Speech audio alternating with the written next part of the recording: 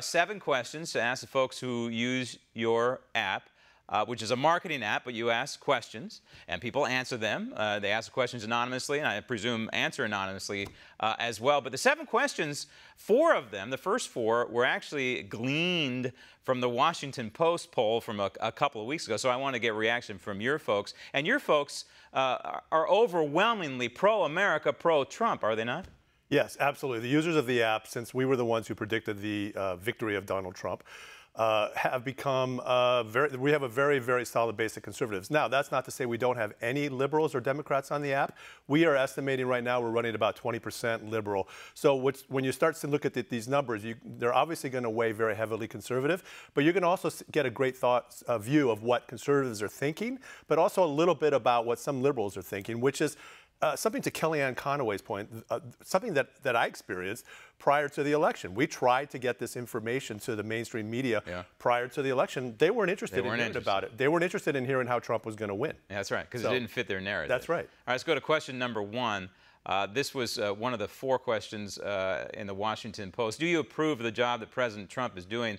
The Zip app results overall 91%, but there's definitely a gender divide in this one. I also point out before you chime in, Rick, that the Washington Post poll had 60% no job approval here. So go ahead. Tell me about this gender split. Well, I'll tell you actually a little bit about polls. You can skew them any way you want. It depends who you ask. And so obviously they're going to ask the people they want to ask. Right. The people who sign up for the Zip app are anonymous. So anyone can sign up for this. So as I said, right now we tend to be getting a conservative base because the questions tend to go conservative. But that's what's interesting is that prior to the election, even liberals were voicing a very conservative opinion. So in answer to your question, yes, there's a little bit of a split. Men are always going to be a little bit more, I would say, pro-Trump than women would be in general. But it's marginal, you know, because they're still looking at 87% women. One of the reasons we see this, and one of the reasons we think that his job approval is so overwhelmingly high, especially in his base, is because he hasn't changed his brand. He is exactly who he was before the election. He has not wavered. He has not gone off track at all. I think, as your last guest said, he is sticking to his promises, and that's what people wanted. And so naturally, his approval rating is going to be very high within his base.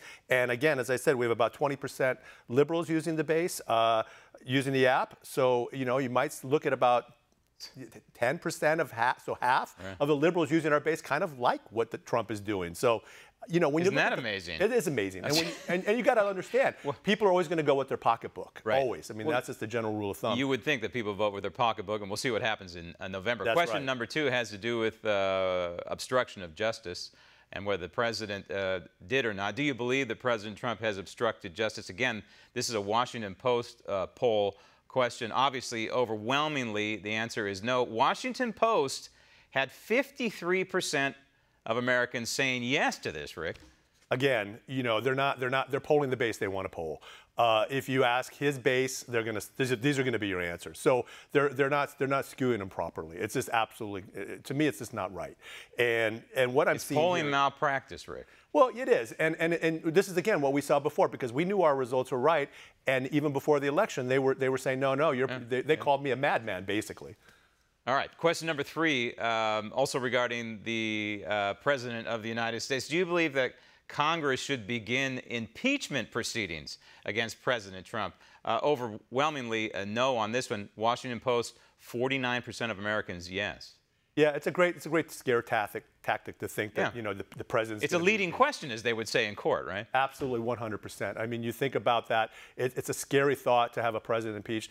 Everyone knows how hard it is to impeach a president or to evoke the 25th Amendment. It's almost impossible, even when they have hard, credible fact, which they have none here. All right, Attorney General Jeff Sessions is question number 4, and it is whether President Trump should fire Attorney General Jeff Sessions. This is an interesting result. There is a spread between men and women on this one. A little bit torn, but overall, still a solid majority saying yes. Yeah, I would say probably, again, you're going to go more conservative on this, with the conservatives looking to fire him. There looks like some conservatives went the other way. Maybe they think it might reflect poorly on the administration or something like that. But it's interesting. When you start seeing results like this on our app right now with the base that we have using it, you can actually take note that the fact that some people are saying yes and people are saying no, it might be scary to them. Want to see more videos like this? Click on the link below and subscribe to One America News on YouTube, and call your cable provider and kindly demand that One America News is added to your lineup. Call and subscribe today.